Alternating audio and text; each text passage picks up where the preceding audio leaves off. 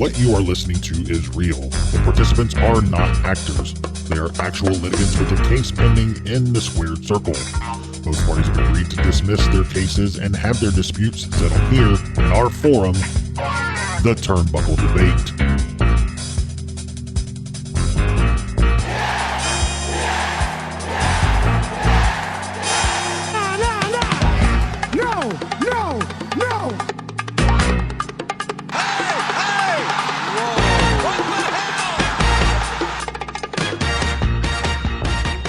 Hey everyone, welcome back to the Turnbuckle Debate. My name is Sneed. I'm Chad. I'm Tom, the OG Fit Kid, the staple of the Turnbuckle Debate.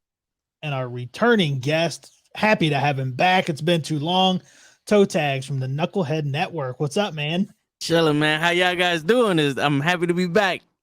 Good. We're happy to have you back. Yeah, man, we're real happy to have you back. Let us know, it's been a while since we had you on the debate. This is your second time on the show, so let everybody know what's been going on with the Nukkle Hedd Network now. I see. Yeah, we do different podcasts Monday through Friday. We used to do a movie one, but apparently YouTube don't like the fact that we do free movies. So we had to change it to sports because every other day I was getting, copyright strikes and suspended off of YouTube. And yeah, so we went from one battle with YouTube to another battle with TikTok. So that's what it is. Yeah, we have a movie podcast. Me and our buddy Hawk do one, and we just started streaming it, but we only stream on Twitch because they're not Nazis about copyright stuff. True. Yes, because I was like, dude, if we do this on YouTube, they are going to pull our shit down. But you guys have been killing it, man. You're like Monday through Friday, right? Pretty much. Yep. What time do you guys go live? So on Mondays we go at 7:30 because we do a Raw watch along. So me and Kenny from the Call Up, we watch Monday Night Raw live and we react to it and all that. And on Tuesdays to Fridays it's 9 to 12. So we talk about comics on Tuesday, sports on Wednesday, wrestling on Thursday, and life, love, and relationships and all this shit in between on Fridays in the Toe and the Show.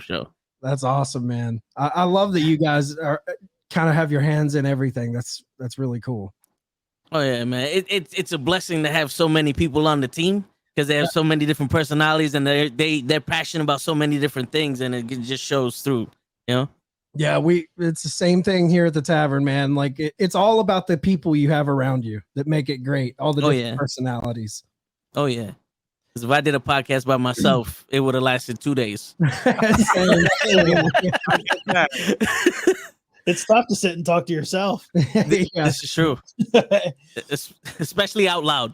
Yeah. Yeah. Well, man, you've been here before. You know how we roll with the debate. We have 3 topics. We'll go 10 to 15 minutes each topic. Everybody gets their shit in. And if you guys are ready, I say we get into it. Let's do it. Let's go. All right. First topic of the evening is the storyline with the Elite great long-term storytelling, or do they need to branch out and tell stories with the rest of the AEW roster? All right, I'll go first. Listen, with Omega leaving, it just opened the opportunity for them to continue telling it the way they kind of left that cliffhanger the last time he was on. It hasn't gotten old to me yet at all. I'm clamoring to have Omega back and have Callis back. And, with everything that happened last week, I feel like we're about to pick business up again with it. And I have a feeling something good is happening. Maybe we see Kenny Omega soon. I'm all about it. We don't know if he's coming back as a heel or a face. We've seen the Young Bucks just turn face again and join back up with Adam Page. I'm excited for it. I don't think I could ever get tired of the Elite. I love what they had, a year ago. It was almost a year ago now since Omega's been out. So let's kick this thing back up and see where it goes. And you know what? You can slowly work more people into it. But right now, I want to see this Adam Cole and Omega thing. I want to see where it's going to go. Yeah. I mean, I agree too, man. I think that I think it's great long-term storytelling, and there's so many different avenues that they can go with it, and they've kept it. I don't think they've kept anybody else from having story by keeping this story around. So I think it's going to be great long-term storytelling now that Adam Page is back in the fold. Even the stuff that they do on being the Elite, the small things that they do on there to keep the story going. I think it's fun. And like you said, Tom, we do have Kenny Omega right around the corner. You know, he's coming back, and the cliffhanger that they left it on with him and Adam Cole. You know, I'm not done with it. And I think it's a great long-term storytelling.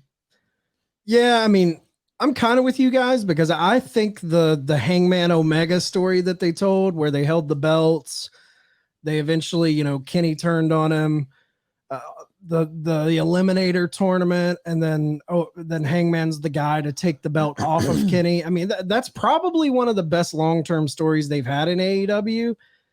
But man, I'm getting like a little bit, and don't get me wrong, Omega returning, there's still meat on the bone for them to tell in this story, but they need to ramp it up, man.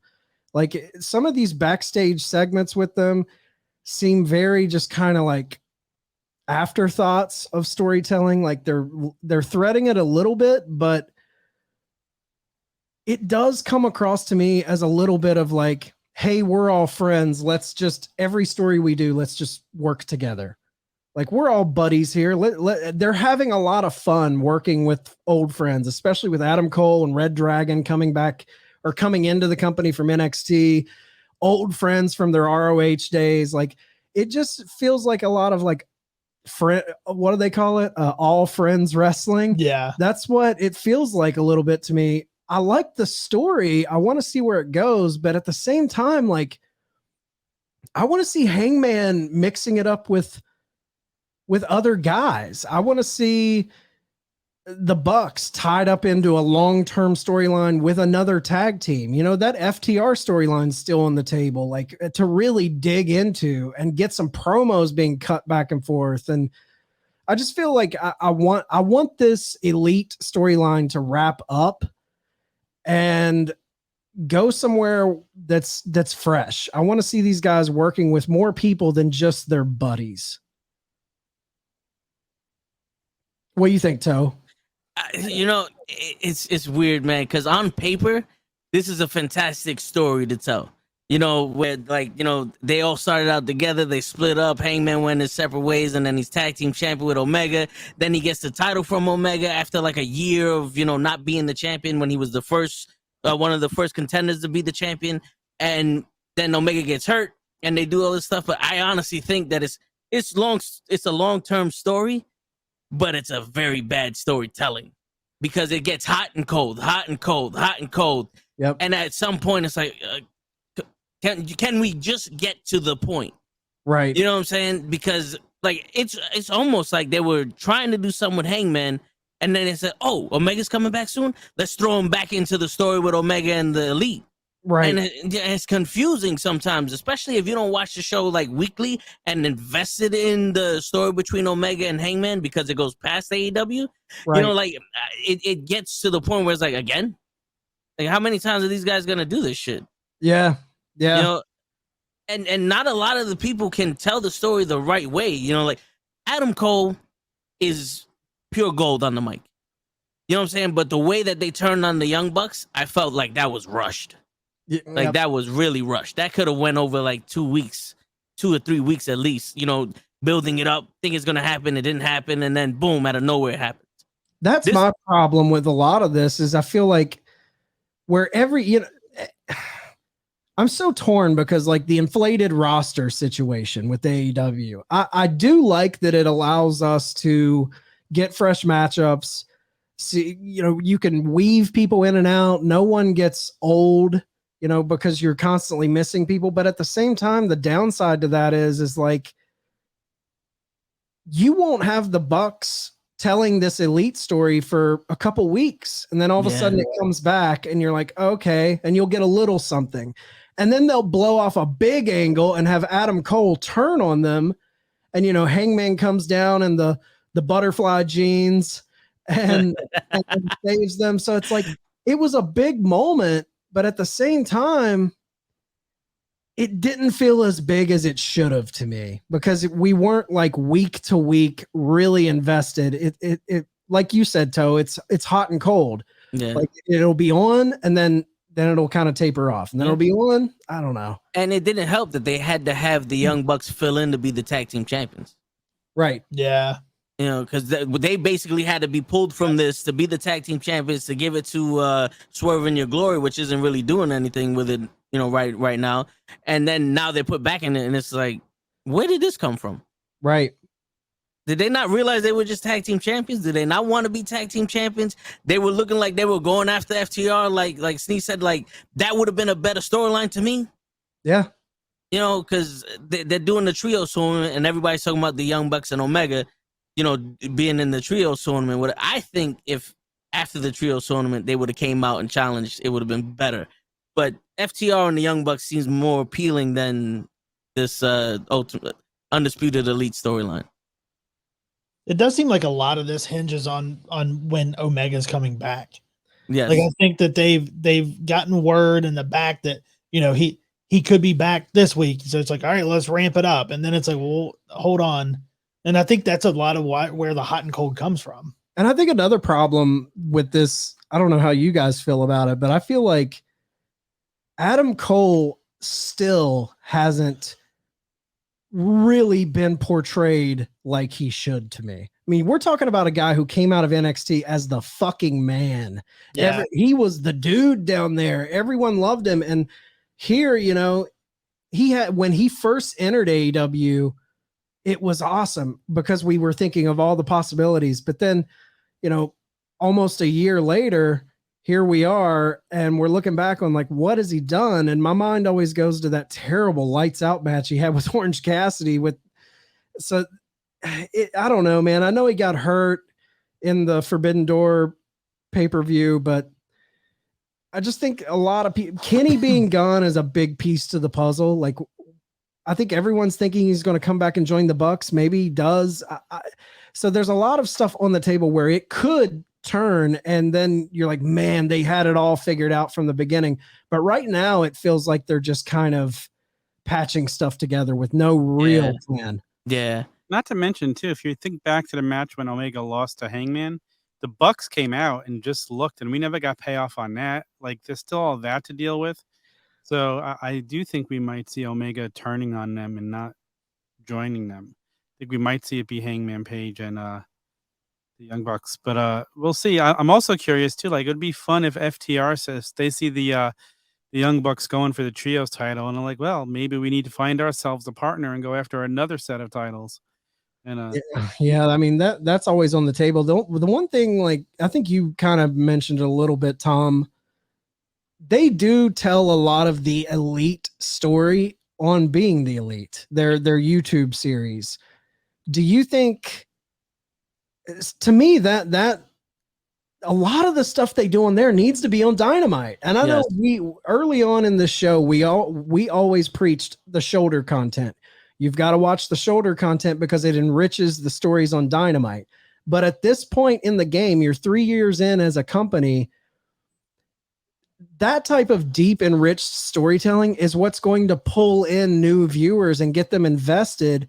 And you can't depend on those people to watch the Being the Elites to enrich the story. So that's why you've been sitting at 950K on your weekly ratings and you're not seeing any growth because you're not, all of the enrichment stuff that you're doing is essentially done on shoulder content. Like if there's a lot of fans out there. If it's not happening on Dynamite, they don't have a fucking clue about it. And that's what I was saying. Like, that's what I was saying about Being the Elite, because even this past week, if they would have put the ending segment of Being the Elite on Dynamite, like that would have been gold. Right. Do you guys know the last segment from Being the Elite? No, I haven't watched it. That's the thing. That's right. It's and it's so not nobody's fault. What happened at the end of Being the Elite? But at the end of Being the Elite, Hangman goes down and knocks on a door. The door opens and he starts to talk. You don't know who opens the door. You don't know what's said, and it's just left on a cliffhanger. And I think that's we need cliffhangers on Dynamite. We need shit that make you when you're watching Dynamite think, oh shit, who's he talking to? We got to watch next week to find out. Yeah. Yep. This Being the Elite stuff should be some of the backstage vignettes that tell a story throughout the night, like Raw has restarted to do. Yeah. With not even a thing, like it should just be a segment. Like they should have just had a continualized segments that happen throughout the show, like telling the story, and at the end the last one is the door Yeah, opens up. instead of doing the stereotypical thing where you have the wrestler standing in front of the backdrop and the monitor, and they have an interview with Tony Schiavone, throw something from Being the Elite in there, or shoot a Being the Elite style segment, but for Dynamite. They had a wonderful vignette series when they were trying to find the Exalted One with the Dark Order. Yep. And they showed that all over Dynamite. Yep. They need more of that. That type of stuff early on in Dynamite was the shit that I really latched onto, because I was like, we're not seeing this on Raw. Yeah. We're not seeing this on SmackDown. And now the further Dynamite's gotten along, it just feels like now they're just doing the standard shit that WWE does. You're not doing anything to set yourself apart in terms of like cinematic storytelling in your video packages. It's all the same shit. Yeah, now this week on Raw, you see the car accident scene behind. Then a couple scenes later, you see there's police there, and the police go running through. Like, this is the stuff that hooks you into staying. That's what's going to keep people staying in for the third hour on Raw. This is what Dynamite needs to start doing to keep people through the whole show and want to come back next week. Thread the story throughout the episode. Dude, that was the lifeblood of the Attitude Era. Yeah. Was the what's going to happen next week. We don't get that enough on all of our wrestling. Triple H is starting to tease it with his new reign over WWE. But like that, I love TV series. Sopranos, Breaking Bad, early Game of Thrones before they fucked up the ending. I love TV shows that and what pulls people into those shows is, man, I can't wait to see what happens next. And just putting on dream matches every week with very like bare bones story isn't going to pull people in. Yeah. I agree. Yeah. Even on Raw back in the Attitude, like with Stone Cold, like he would be on there for 3-4 segments. Yep. A night. Like, and every segment meant something. Yeah. He would kick it off. He'd pop up a couple times in the middle of the show, and then he would cap the show off. And that built him into a star. And nothing was better than when Stone Cold was hunting someone. Oh, yeah. When he beat up Booker T in the grocery store, when he demolished all the DX in their bus. Like, that was awesome. Remember the fucking beeper with The Rock?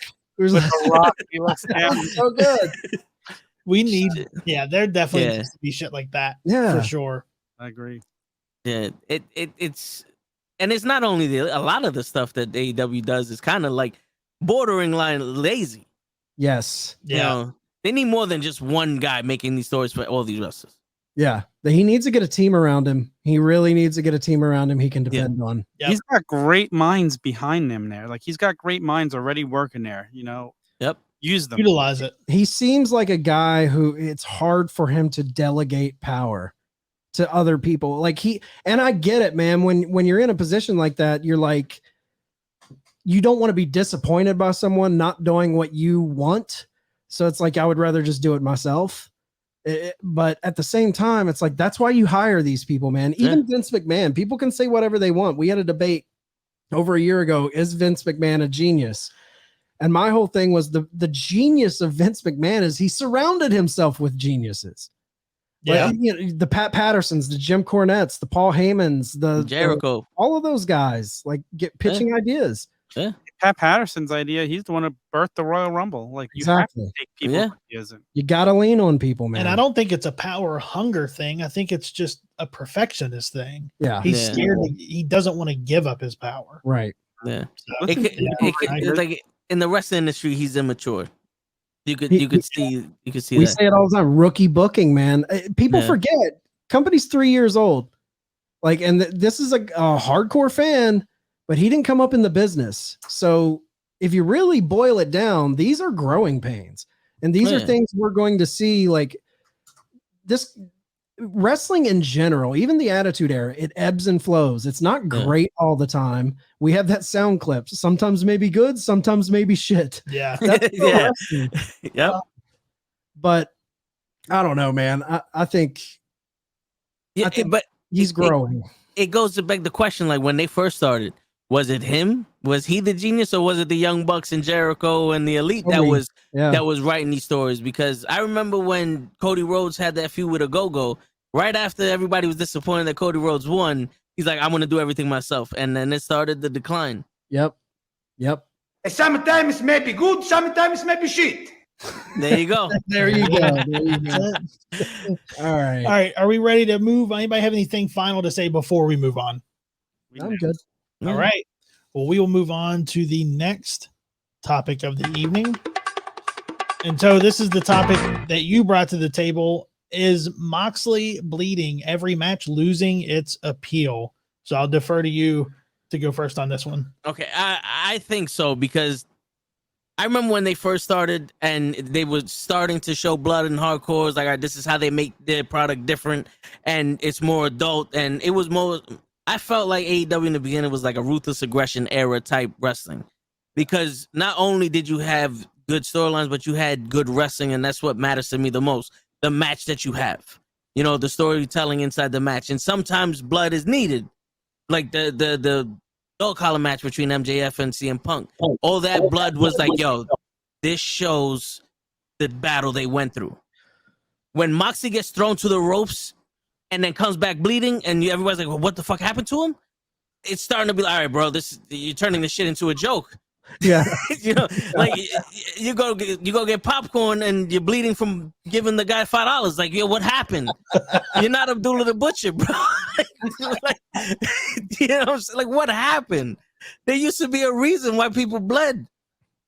You know, It's the same thing. I got tired of WWE because there were spots that needed blood. Like, why have a cage match with no blood? Blood makes sense at certain times, but then bleeding every time doesn't make sense. It needs to be for a reason. If it's a dog collar match, if it's a cage match, even if it's just a grudge match, and it's not often. But the Mox just loves to bleed, man. He bleeds more than Renee. He's from the school of Ric Flair and Cody Rhodes. Those motherfuckers are always bleeding too. for real. Yeah, I'm with you. I think I love blood. Me and Steve, we always say we grew up in the NWA, WCW era, late NWA, 80s. I mean, it was a fucking bloodbath. Growing up with Dusty Rhodes, Ric Flair, Terry Funk, they were always bleeding. But it's like, if you're bleeding every Dynamite, like, it does take a little bit of the punch away when you've got some blood feud, some bad blood feud, and you're bleeding every match. So when you have this big blow off match where everything culminates and you get busted open, there's no shock and awe to it anymore, because we're just accustomed to Mox bleeding. Now, having said that, though, did it hurt Flair?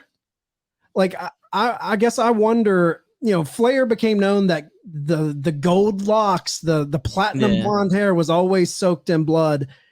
And it kind of just became part of his legend. Is this just something with Mox that differentiates himself from other people, where he's going to be that guy now, the guy who bleeds? Are we looking too deep into this, or Flair bleed weekly on TV like Mox's? Like, there was nothing better than seeing Flair's whole blonde head be red. Like, that was amazing. right? Mox is on weekly TV. That's where it seems like it's getting too much to me. Yeah. And the thing with Flair bleeding all the time is, like, he bled against like Hogan and Sting and Vader and, you know, main event guys, and these were grudge matches. Right. Because Flair never had a match that someone didn't want to kill him for it. You know what I'm saying? Like, he was the bad guy that the fans wanted to jump over the guardrail and either fucking woo with him or beat the shit out of him. You know, like, Moxley's just a guy. Right. You know, he is just a guy, but he is the guy who always says, we bleed together, we fight, and we bleed. That's him. It's true, but when he bleeds, I think it takes away from the product, because he's bleeding against the dude from Japan. I don't know his name. No disrespect. When he yes, he bled against him. I have no idea why. But then you see the barbed wire everywhere match with Jericho and Eddie Kingston. I'm like, the blood don't matter here. Right. You know, my man got busted over with a punch. You got barbed wire. It's like, all right, whatever. It's not really, because that match kind of felt like shit. They're not buying it. Bleed. bleed. They like when Moxley does it. You know, it's just falls to me. It kind of falls into lazy because it's not creative how it's happening. Yeah, when you're getting busted open by Dante Martin. Yeah, it's like, yeah. Dante Martin can bust you open, dude. Come on, man. You want to get that checked out. What do you think, Sneed? I don't know, man. For me, it doesn't take away from the appeal. Not from Mox, because it's Mox, because of the promos that he cuts and the way that he is. It doesn't take away, because it makes, when he cuts these promos about being a brawler and being, not caring if he goes, somebody's going to the hospital. It's either going to be you. I don't care if it's me. Like, it does elevate where it makes it seem like this guy is going to he's going to bleed. He's going to bring violence every time out. But he's not making the other guys bleed. They're making him bleed. Yeah. I can say that if he's saying that, he should be making the other people bleed too. And I agree, but it doesn't take away from it for me. Like, it doesn't take away from the appeal. That wouldn't have been a problem for me if he's making everybody else bleed, because then that could be him. Like that's what he does. He's the brute. He's the guy that's there to hurt you, and he doesn't necessarily if he wins or not. Yeah. Like you going out there to bleed, you kind of look like a psychopath, and not in a good way. Because I also believe in, like, this is the beef I have with Eddie Kingston. I also believe in, if you're gonna talk that shit, then that match better show some of the shit you're talking about. Don't think just because you cut yourself, look, he's hardcore. Yeah, I mean, I'm pretty sure if you ask Stephanie to do it, she'll blade herself in the ring. Yeah. It's more than just the blood. And I love blood. I love blood in wrestling. It doesn't bother me, but you do have to, like you said, when Eddie Kingston's talking that shit, Mox is talking that shit, it's got to match the shit talk, but match it beyond just, oh, they're getting color. Yeah. Oh, they're covered in blood. Like, how did we get to that point? Yeah. Yeah. And too with Mox, I mean, he bleeds, but it's not really crazy blood. And I think like in the bigger matches, I think that's when like the real gigging comes out. The gushers. Yeah. Like, I think the level of blood, like there's blood, but it's not, like here he's not really, that looks like he scraped himself on the forehead, right. Mixed with some sweat, got on there. Looks, yeah. But then sometimes it's not a crimson mask. Yeah, the crimson mask. Yeah. The Cody Rhodes, Dustin Rhodes, Double or Nothing 2019 match. That's a gush. Yeah. I just fucking love blood, man. I don't know. Yeah. I hear you. Like I never understood a steel cage match with no blood. As a kid, I wanted to see a steel cage match because you knew there was going to be blood. Like that's what excited you about steel cage. What the hell is the purpose of the cage if there's no blood? So, do you guys think that AEW has too much blood and WWE? How's WWE factor into the blood conversation? Are they doing not enough, too much, just right? WWE's not doing any lately. They opened it up for like a month or a year or two ago. I remember Elias bladed on Raw and like somebody else did it like a week later, and then we haven't seen it since. They need to. I mean, this Roman and Brock match, that last man standing match. Imagine you add a little blood to that after Brock gets hit in the steps. Like, that for me. Yeah, that would have made that match almost legendary with when flipping the ring and they're covered in blood. Yeah.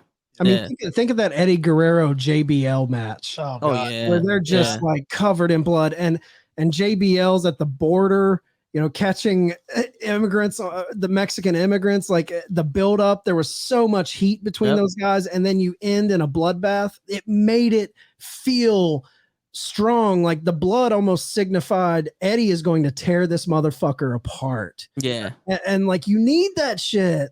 Yeah, and I think that's when it's used correctly. And I do think AEW, there is an argument to be had. Maybe they use it a little too much and it loses some of its meaning. But on the reverse end, WWE, like that last man standing, like you said, Tom, if you're telling me this is the last time these two guys supposedly are going to have a match together, it's a last man standing, motherfucker drives a goddamn tractor, rips the ring up, and there's really no blood. I think Brock had a little bit on his back. Yeah. That to me that seems more, I'm going to use the F word, fake to me, that you've got these two Goliaths clashing and they can't draw blood from the other guy. It makes them like you couldn't bust a grape in a fruit fight type of shit. Like, yeah, you can't make this guy bleed, and you're Brock Lesnar or you're the head of the table, and you can't make him bleed. Like then it takes a little bit away on that end.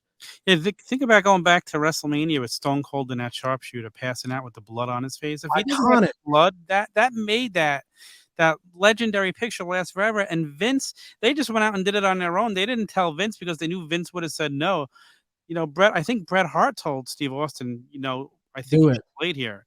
So and what's the old classic adage? Better to ask for forgiveness than ask for permission. Yep. So sometimes blood is just needed. It makes a moment bigger. And again, AEW, I feel like they used to do more blood than they do now. I feel like they've cut back some, and it's not as much as it was. Well, Cody's not there. Yeah, no, that's true. but AEW saved it for the pay-per-view and certain matches. Yeah. And, you know, when Moxie comes out and it's like, yo, bro, just turn in the Goldberg, smash your head against the locker, and come out bleeding already. Right. You know? Right. ACW. Yeah, like it's almost a matter of time. Like, oh, we're 3 minutes into the match. There he goes, he's bleeding. There goes my boy Moxie's bleeding. I don't know who he's wrestling, but he's bleeding. So let me ask you guys a question. So peek behind the curtain. It is 7:44 on Wednesday. Dynamite hasn't aired yet, and we have Moxley and Jericho tonight. Does Mox bleed? 100%. Yes. I mean, this is a world title match, a grudge match. This is where he should be bleeding, not versus Dante Martin and all those other guys. This is where it's needed. And well, there's history there too. Like, Yeah, exactly. Mox is the guy who took the title off. That was the first title change for the world title in AEW history. Was Mox taking it off of Jericho? Yeah. That story kind of don't make sense because the Lionheart isn't really a hardcore wrestler. You know, like he's a technician, but the Painmaker was. I don't know why you challenged the technician, but I think they bleed. Yeah, I've thought the same thing. Like, don't get me wrong. As a WCW mark, I am pumped for this match because I think we're probably going to get Jericho coming out in some old school Lion Tamer tights tonight. I hope. Yeah, but I'm with you. If we're going blood, violence, Painmaker definitely fits that mold a little bit more than Lionheart. Yeah. All right. Anybody have any final thoughts before we move to the final topic? Oh, I might start gigging myself every week here on the You'll be the first podcaster to do every show covered in blood. Right. Crimson Mask every week. Okay, here's a weird question, but have any of you all ever really wanted to bleed? Because I've wanted to make myself bleed like that and just see what it's like. Tom, that's weird. I've had blood like that when I was younger. It doesn't, like, having blood in your eyes it's not fun. Doesn't excite you. What's crazy thing is the guys who really like gig themselves a lot, it takes nothing for them to bleed. So I think that might be an issue too, because Tommy Dreamer one time, to prove that he gigs, he was always gigging himself. He fucking cut his forehead open with a Dorito chip.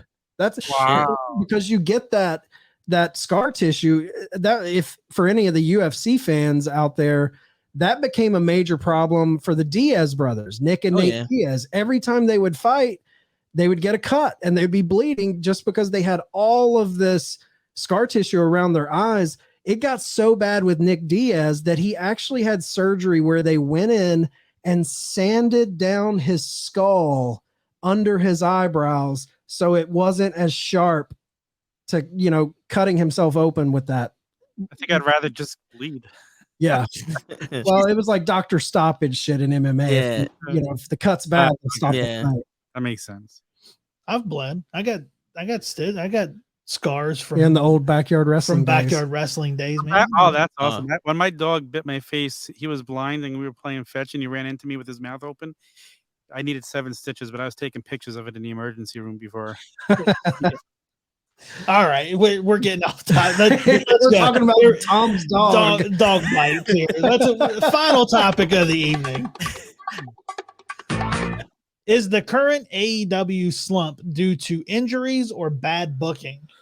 Come on, we all know that injuries have caused some great stories in the past. That's just a scapegoat. It's bad booking right now. Like, other guys step up. There's young guys here who could step up if they booked it right. It's not the injuries. This company's filled with so much talent. So much talent. There's no reason I'm blaming it. Yes, they've lost big guys, but I feel like they have so many young guys that could just grab it and run with it. Again, the best story in WWE in the last 10 years was when the plane couldn't get back and they had to improvise and build that NXT. NXT story. So like come on, like improvise and do something fresh that you're forced to do. Somebody that you didn't think was ready to do it, give them the shot, give them a story. Well, I think I'm with you, Tom. I think it's 100% bad booking, and Yeah. I think it's all related to rookie booking, and the situation you spoke about when they were trapped in Saudi Arabia. They had to fly NXT guys up to kind of fill out the show, and that show ended up being awesome. Like you said, you're having to keep your head on a swivel and throw something together. And I think that's a skill that really seasoned guys can do. And I think that's something that's being exposed on Tony Khan, because I do think in his head, there's probably a ton of stories that were supposed to be happening right now. Yeah. When he had CM Punk winning the title and being there every week, when he had Danielson completely healthy, when he had MJF, you know, all like what's going on with that, with Kenny Omega. Like there's a lot of big guys off the table. And when those guys went away and he had to put his head on a swivel and course correct, I think that's where we're seeing a little bit of rookie booking, because he hasn't had to do that yet. And yeah, man, I think injuries play a part, because but all injuries do are expose your inability to change on a dime. Yep. Yeah. Here it's a snowball effect. It's bad booking. It's because of bad booking, because of rookie booking, because of injuries. Injuries happened, so rookie booking tells me that they had a plan, and since that plan didn't work, they're scrambling, which leads to bad booking. Yeah. You know, it's injuries, rookie booking, bad booking. My bad. Real quick before Toe jumps in, you mean to tell me with like Danielson, CM Punk, Kenny Omega off the table, you can't thrust Malachi Black up into a story? You can't pull Ethan Page up into a story. They're kind of doing that now. We'll see where that goes. I mean, we did have Christian kind of step up, and the Jungle Boy thing was cool at first, and then they made a big fucking mistake with Luchasaurus, in my opinion, by having him go babyface again. It made no sense. Rookie booking. But like, so it just kills me because, dude, your roster is loaded. It's almost like they don't want to pull the trigger and push another guy to the moon. Like Miro, Malachi, tons of dudes could step up into a main event scene, and you could tell compelling week-to-week stories, but I feel like they're putting the brakes on that shit because he's just waiting out the injuries and like, we'll tread water until the main guys get back. I hate that shit. I feel like Tony Khan gets very rattled when he has a plan, and all of a sudden the plan goes derail because these guys are hurt. And he, you know, and maybe again, if he's on a spectrum, those people don't adjust well to change like that. Right. I kind of feel like it's something like that he doesn't know how to adjust on the fly like that, because he had his mind set on, okay, CM Punk is going to feud with MJF now, and we're going to bring MJF back, and they're going to fight it all out. And all of a sudden, that's off the table. And I feel like it's partially part of that too. What do you think, Toe? I think it's definitely bad booking, because CM Punk and Bryan Danielson, for a very short time, Adam Cole were injured. That had nothing to do with your tag team division, which you fucked up. Yep. It had nothing to do with what happened with Wardlow, because Wardlow was red hot out of MJF's storyline. He wins the TNT title against Scorpio Sky, which you do nothing with, but you said that he was the face of the company the first year. And then now what? What happened with Wardlow? You ain't doing nothing with him. You had one match with Orange Cassidy, and he's just sitting there powerbomb people. Like that title did nothing for him, and he did nothing for the title. You put him in the back burner. If it wasn't for Malachi Black being a genius at showing people who he is, him and Miro probably would have been piss poor writing any fucking way. yeah. You know what I'm saying? It's like, I think Tony Khan is a kid that has favorite toys and only plays with those toys, and every other one is like, oh, let me see what this does here and there, or just throw them out there. Because it's I don't want to say it's favoritism, but it's definitely booking favoritism. Oh, Like, yeah. He has so much shit going on with CM Punk when we obviously saw CM Punk lost a step here and there, but he pushed him to the moon. But then when you see people like Pentagon Jr. or MJF or even freaking Jungle Boy doing stuff, they're not really doing nothing with them. MJF made every single one of his stories huge. You know, Eddie Kingston is making his stories huge also, and now you see him fighting every month a different person. You know, I'm sorry, but you know, to me, it's very lazy because there's so, like you said, the roster's bloated. You have so much talent. It's not like you have a bunch of fucking Dana Brooks back there. You got so much talent that you can put on a different show every week and it'll be phenomenal. Yep. You can't claim injuries when you can't claim injuries and also say that they have a bloated roster. You know, Yeah, like it can't be both. Like, yeah, injuries means you don't have anybody to thrust into anything. Right. A bloated roster means you're fucking overwhelmed with people. Yeah. You utilize your resources, man. yes, yeah. Great point. Yeah. That Wardlow, that guy should have been coming out every week doing an open challenge. He's the new champ. You want to fix that title? Have him defend it every friggin' week. You had Hangman Page. We didn't see him for weeks at a time. He could have been the face of the company when they were gone. He's so over. Like, there's so much they could have done. Oh, yeah. I mean, yeah, Adam Cole. I mean, you got him just hanging out. I know he was hurt, and then you got Kenny kind of hanging out. He was hurt. The thing, man, this is a thing for me, and I think I brought this up last debate, and it's becoming my feeling with AEW more and more every week. That we can talk pro wrestling all you want. I think Tony Khan loves putting together a dream match, and everyone's like, "Oh, this match is so great!" And dude, when Danielson and Omega faced off at Arthur Ashe Stadium, the buzz in that building, I was there for it, man. You had me hooked in. I was there, and I love those big dream matches. But the running theme for me right now with AEW, I know it's pro wrestling, and people like to shit on WWE. Us included. AEW needs more sports entertainment. They need more fucking story. They need more story. Stop giving me these 2 to 3 week little story things or these open challenges constantly. Like, give me feuds. Wrap these guys up in fucking feuds, and not feuds that we get a 3 to 4 week build into a pay-per-view. The pay-per-view happens and it's done. The only people that doesn't happen with is the Jerichos, the CM Punks, and the MJFs. And the reason those guys and the Elite are kind of doing their thing with that big long story, but the only reason the Jerichos, MJFs, and CM Punks have those long-term stories in their pocket is because that's how they've been groomed in wrestling like that. Yeah. Look, MJF has that in him because who was he feuding with for like 16 months? Jericho.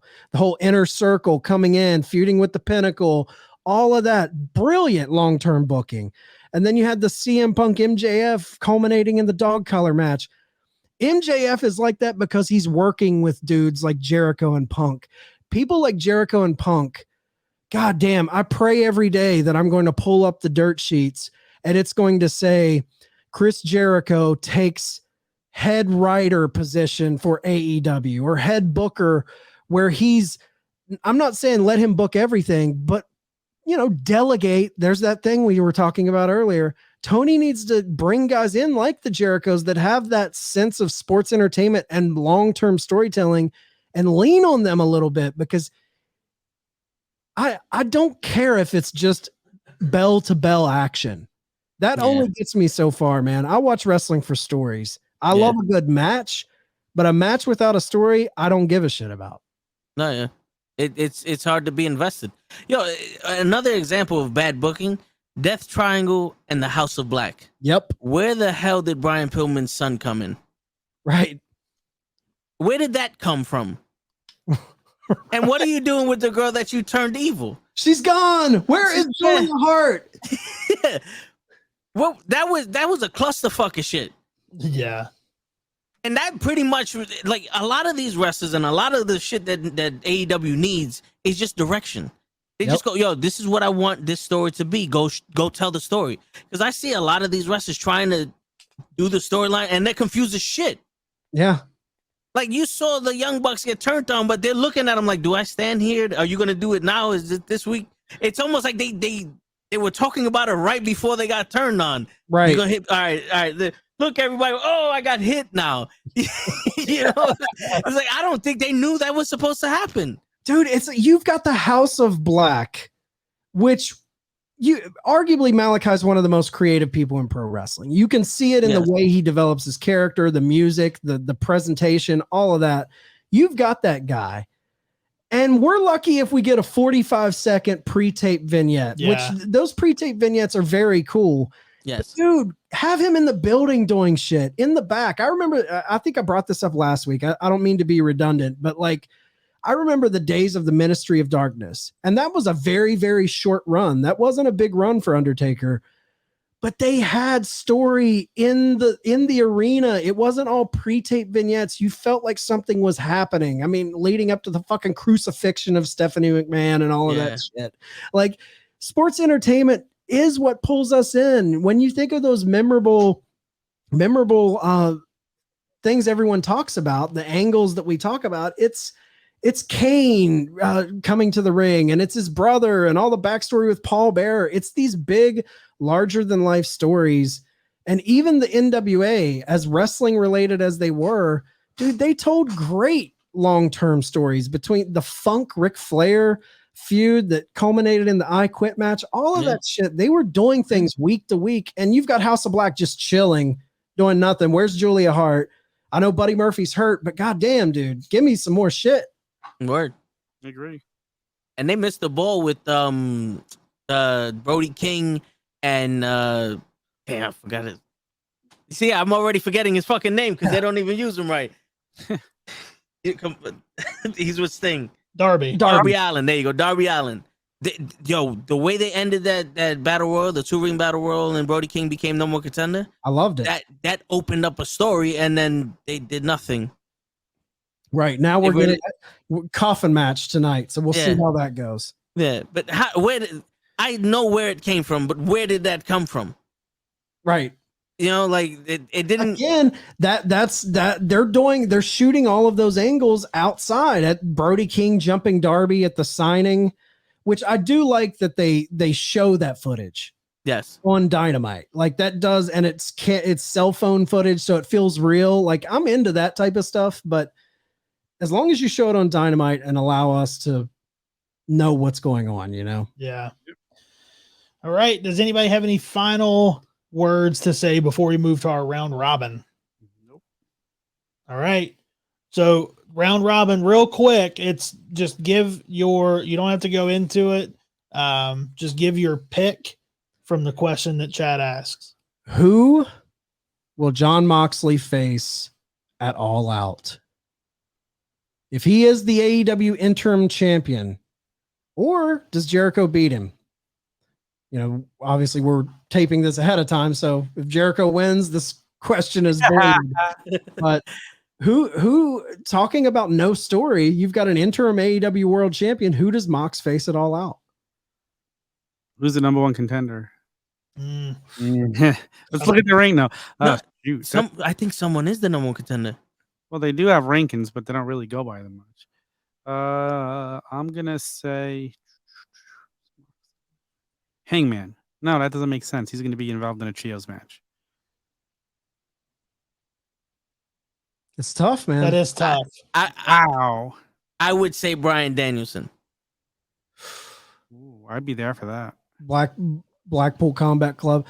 The top 5 contenders right now in the men's division, and I guess they lump everyone in, you know, TNT, All Atlantic, but the top 5 ranked contenders: number 1, Hangman Page; number 2, Jay Lethal; number 3, Powerhouse Hobbs; number 4, Chris Jericho; number 5, Daniel Garcia. Where'd they get that from? None of those guys make sense. No. Unless- Powerhouse Hobbs hasn't had a singles match in like 4 years. Didn't he have one last week? It's a storytelling device. That's the only, like they're just like, okay, who do we need to be in the top 5 this week? Wow. Okay. Wow. I'm gonna say Jericho wins tonight. Yeah. Yep. I say Jericho wins tonight. It would make sense that Jericho maybe wins tonight, and then Mox, Danielson, and Yuta enter the trios tournament.